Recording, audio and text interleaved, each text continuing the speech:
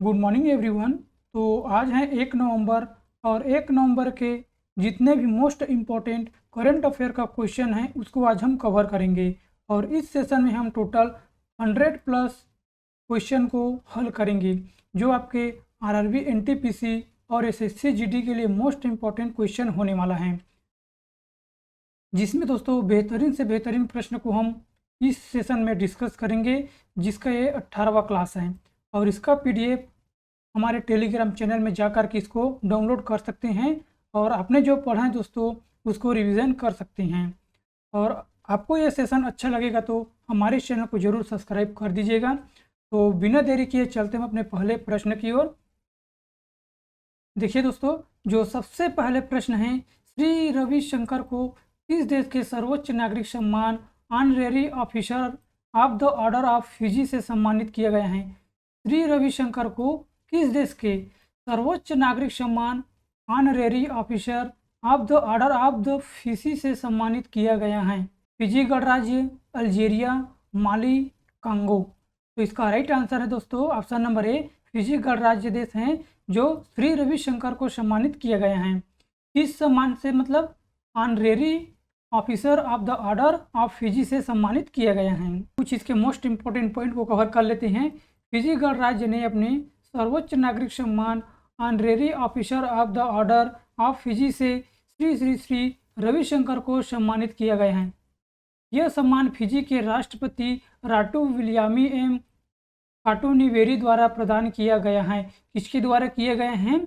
जो फिजी के राष्ट्रपति हैं राटू विलियामी एम काटूनिवेरी द्वारा प्रदान किया गया है, जो श्री रविशंकर के शांति, एकता और वैश्विक समुदायों के उत्थान में योगदान को मान्यता देता है। और फिजी की राजधानी है सुआ और इसकी मुद्रा है फिजी डॉलर। नेक्स्ट बढ़ते हैं, सर्वोच्च नागरिक पुरस्कार से रिलेटेड मोस्ट इंपॉर्टेंट टॉपिक को कवर कर लेते हैं। देखिए दोस्तों, सभी एग्जाम में एक दो ऐसा क्वेश्चन रखता है जो पुरस्कार से रिलेटेड क्वेश्चन पूछा जाता है, जिसको आज हम कवर कर लेते हैं। जुलाई 2024 में फ्रांस के सर्वोच्च नागरिक पुरस्कार सिविलियर डी ला लीजन डी होनूर से सम्मानित किया गया है। मतलब किसको किया गया है? रोशनी नादर मल्होत्रा को किया गया है। और वर्ष 2024 में आईओसी द्वारा प्रतिष्ठित ओलंपिक ऑर्डर से किस भारतीय को सम्मानित किया गया है? तो अभिनव बिंद्रा को सम्मानित किया गया है। भूटान का ऑर्डर ऑफ द रुक ग्याल्पो पुरस्कार किसे मिला है? तो नरेंद्र मोदी को मिला है। अंतरिक्ष विज्ञान की नेतृत्व के लिए किसे order of the British Empire से सम्मानित किए गए हैं? तो प्रोफेसर एड्रियन क्रूज को सम्मानित किया गया है। भूटान के national order of the merit gold से किसे सम्मानित किया गया है? तो डॉक्टर पूनम क्षेत्रपाल सिंह को सम्मानित किया गया है।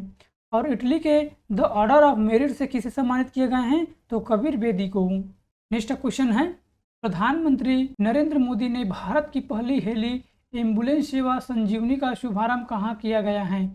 भारत के जो प्रधानमंत्री नरेंद्र मोदी हैं दोस्तों, वो पहली एम्बुलेंस सेवा मतलब संजीवनी का शुभारंभ कहाँ किया गया है? सूरत, ऋषिकेश, लखनऊ, कोच्चि। तो इसका राइट आंसर है ऑप्शन नंबर बी, ऋषिकेश में शुभारंभ किया गया है। प्रधानमंत्री नरेंद्र मोदी ने धन्वंतरी जयंती पर एम्स ऋषिकेश द्वारा संचालित भारत की पहली हेली एम्बुलेंस संजीवनी का शुभारंभ किया है, जिससे उत्तराखंड में आपातकालीन देखभाल में सुधार होगा। और इस सेवा का उद्देश्य दूर दराज के क्षेत्रों में जल्दी पहुंचना है, जिससे आपात स्थितियों में जान बचाने की संभावना बढ़ जाएगी। इसी वजह से संजीवनी का शुभारंभ किया है। कहाँ किए गए हैं? ऋषिकेश में। उत्तराखंड राज्य दर्शन के मोस्ट इम्पॉर्टेंट क्वेश्चन को हम कवर कर लेते हैं। देखिए, गठन कब हुआ था? 9 नवंबर 2000 को गठन हुआ था उत्तराखंड का, जो उत्तर प्रदेश से अलग होकर 27वां राज्य बना। और इसका पुराना नाम क्या था? उत्तरांचल। और अब क्या है? उत्तराखंड। इसकी राजधानी है देहरादून और जिसके मुख्यमंत्री हैं पुष्कर सिंह धामी। और पहले जो मुख्यमंत्री था उसका नाम था दोस्तों नित्यानंद स्वामी, और अब हैं पुष्कर सिंह धामी। और राज्यपाल हैं गुरमीत सिंह, जिसमें टोटल लोकसभा सीट 5 हैं और राज्यसभा सीट 3 और विधानसभा सीट 71 हैं। और जिसका पड़ोसी देश कौन कौन सा है? नेपाल है, तिब्बत। नेपाल, तिब्बत मतलब जो चीन में है। और पड़ोसी राज्य कौन है? हिमाचल प्रदेश, उत्तर प्रदेश और हरियाणा। तो उत्तराखंड के 3 पड़ोसी राज्य हैं और वहाँ की राजकीय पुष्प क्या हैं? ब्रह्मकमल, राजकीय वृक्ष हैं सुरांग, राजकीय पशु हैं कस्तूरी मृग और राजकीय पक्षी हैं मोनाल। और प्रमुख महोत्सव कौन सा मनाया जाता है?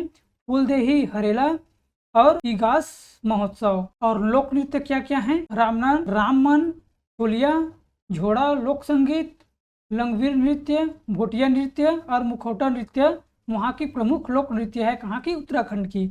और राष्ट्रीय उद्यान कौन कौन सी हैं? जिम कॉर्बेट राष्ट्रीय उद्यान, नंदा देवी राष्ट्रीय उद्यान, फूलों की घाटी राष्ट्रीय उद्यान, राजाजी राष्ट्रीय उद्यान, गंगोत्री राष्ट्रीय उद्यान और गोविंद राष्ट्रीय उद्यान उत्तराखंड में स्थित हैं। और प्रमुख दर्रा लिपू लेक दर्रा, ट्रायल दर्रा, माना दर्रा, नीति दर्रा, मुलिनगला दर्रा, लमखांगा दर्रा और नामा दर्रा।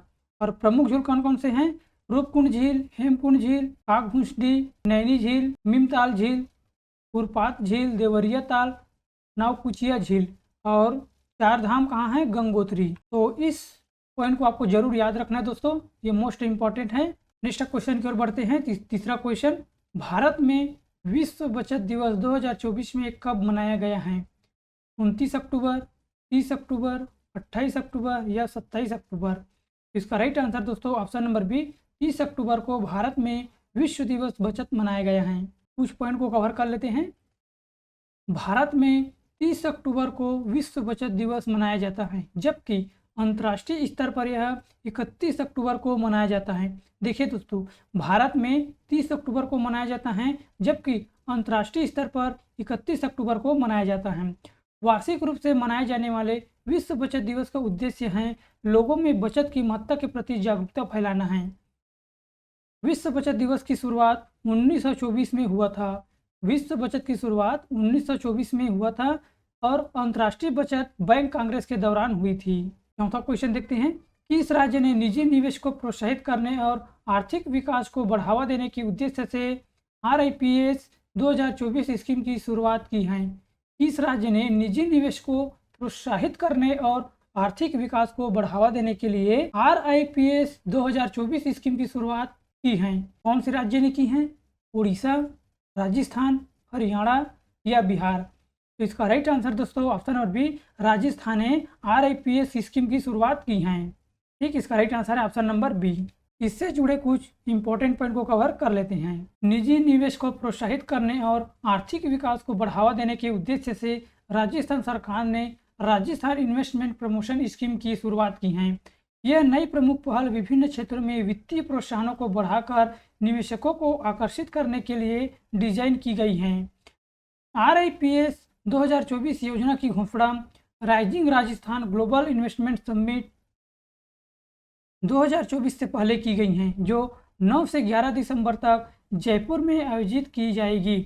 कब की जाएगी? 9 से 11 दिसंबर तक जयपुर में किया जाएगा। इस शिखर सम्मेलन में राजस्थान का लक्ष्य घरेलू और अंतर्राष्ट्रीय निवेशकों को आकर्षित करना होगा। और राजस्थान की राजधानी दोस्तों जयपुर, और यहाँ के मुख्यमंत्री हैं भजन लाल शर्मा और राज्यपाल हैं हरिभाऊ भांगड़े। और पांचवा क्वेश्चन देखते हैं, हिजबुल्लाह का नया प्रमुख किसे घोषित किया गया है? Asif Ali, Naeem Qasim, Hassan Nasrallah या फिर नुसरत अली? तो किसे की गई हैं? Option number B, Naeem Qasim को की गई हैं।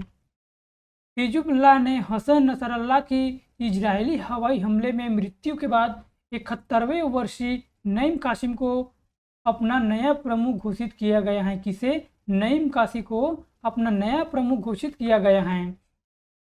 1991 से संस्थापक सदस्य और उप महासचिव रहे हैं, जो कासिम हसन नसरल्लाह के उत्तराधिकारी होंगे और बढ़ते तनाव के बीच हिजबुल्लाह का नेतृत्व करेंगे। अगला क्वेश्चन देखते हैं, किस देश ने 14 वर्ष से कम आयु के बच्चों के लिए निःशुल्क कैंसर उपचार उपलब्ध करवाने का निर्णय लिया है? किस देश ने 14 वर्ष से कम आयु के बच्चों के लिए निःशुल्क कैंसर का इलाज करने के लिए उपलब्ध करवाने का निर्माण किया है? श्रीलंका, नेपाल, चीन या भारत? इसका राइट आंसर दोस्तों ऑप्शन नंबर बी, नेपाल ने किया है। नेपाल ने 14 वर्ष से कम आयु के बच्चों के लिए क्रांति children hospital, Bhaktipur cancer hospital और BP को कोइसराला में मेमोरियल कैंसर हॉस्पिटल में निःशुल्क कैंसर उपचार उपलब्ध कराया जाएगा।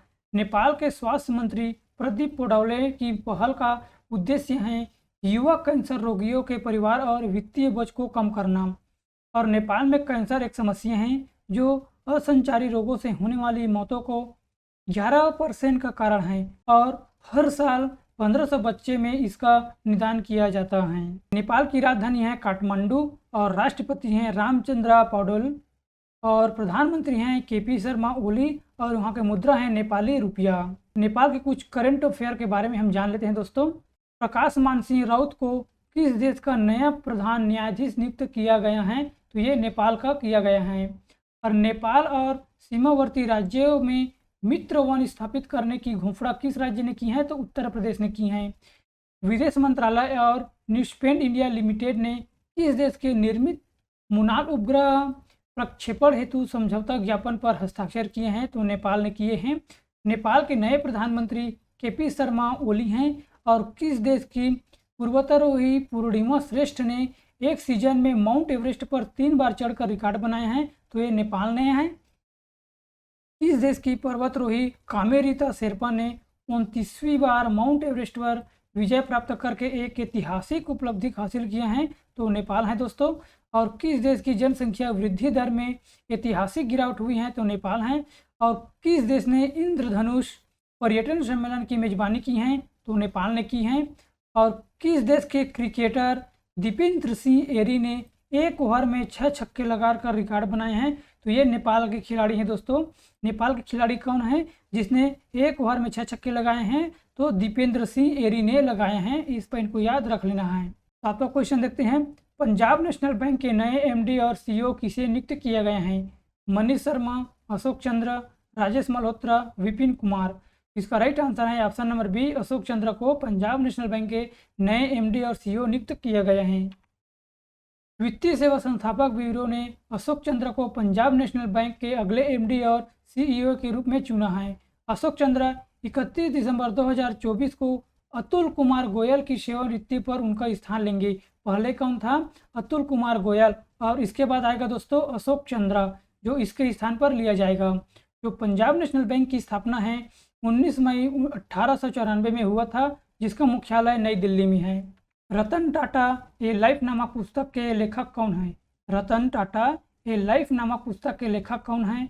राकेश गोयल, थॉमस मैथ्यू, अरुंधति राय या मीनाक्षी सिंह।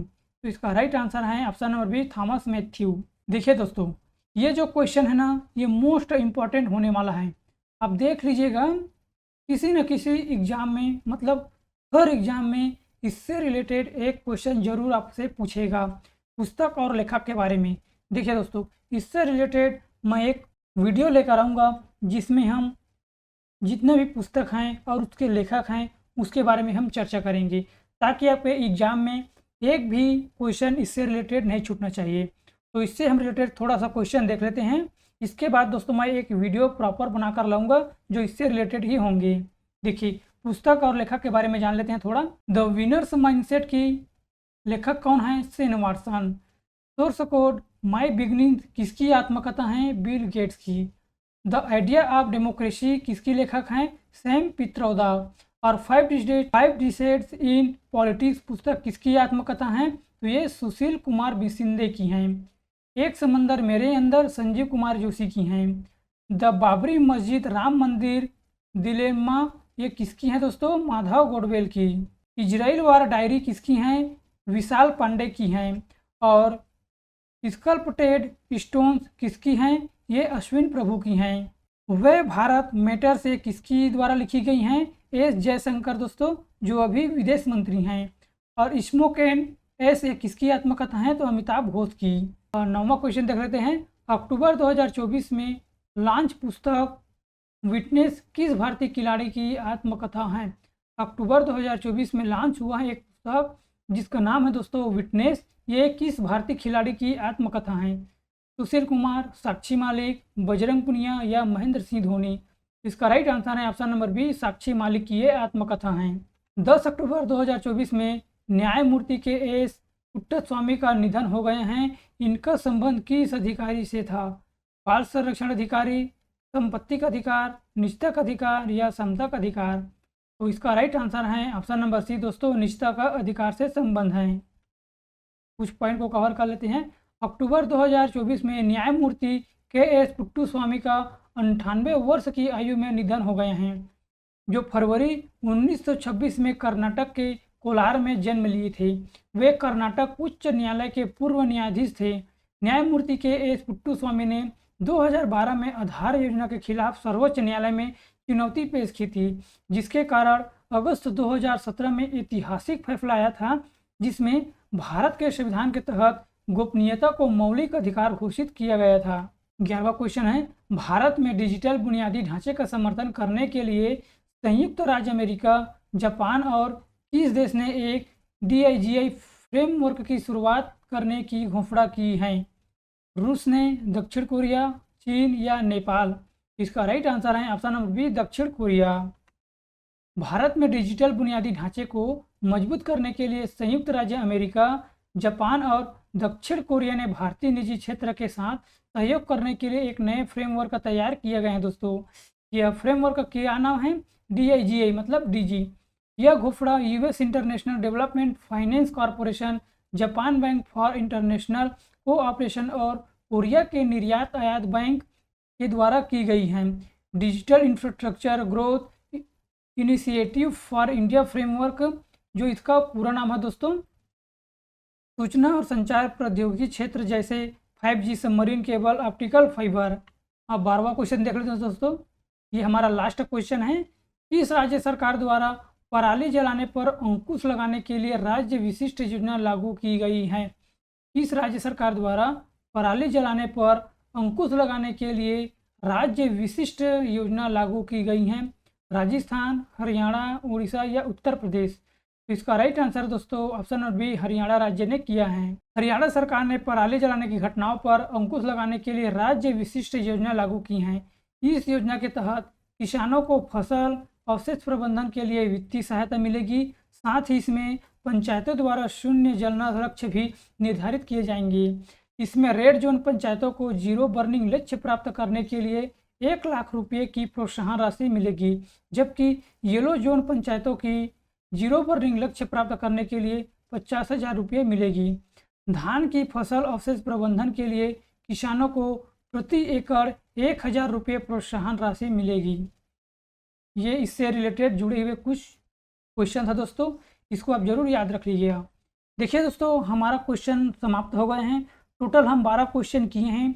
इनमें से हर क्वेश्चन के अंदर हम 10-10 टॉपिक को ऐड किए हैं दोस्तों। 10 से अधिक होगा तो आप समझ सकते हैं 100+ क्वेश्चन को हम सॉल्व किए हैं। और आप लोगों के लिए 2 क्वेश्चन का टेस्ट है, इसका आंसर हमें कमेंट बॉक्स में दीजिएगा। देखिए दोस्तों, प्रधानमंत्री नरेंद्र मोदी ने भारत सरकार की पहली हेली एम्बुलेंस सेवा संजीवनी का शुभारंभ कहाँ किया गया है? सूरत, ऋषिकेश, लखनऊ या कोच्चि? इसका आंसर हमें कमेंट बॉक्स में दीजिएगा। और दूसरा क्वेश्चन है, पंजाब नेशनल बैंक के नए MD और CEO किसे नियुक्त किया गया है? मनीष शर्मा, अशोक चंद्र, राजेश मल्होत्रा या विपिन कुमार? दोनों क्वेश्चन का आंसर दोस्तों हमें कमेंट बॉक्स में देना है। अगर आपको दोस्तों यह सेशन अच्छा लगा है तो ज़रूर हमारे इस चैनल को सब्सक्राइब कर दीजिएगा, ताकि आने वाले वीडियो आपके लिए हेल्पफुल हो सके। तो यही आशा करता हूँ कि दोस्तों ये वीडियो आपको ज़रूर अच्छा लगेगा। तो आज की इस वीडियो में बस इतना ही। मिलते हैं अगले वीडियो पे। Thank you very so much.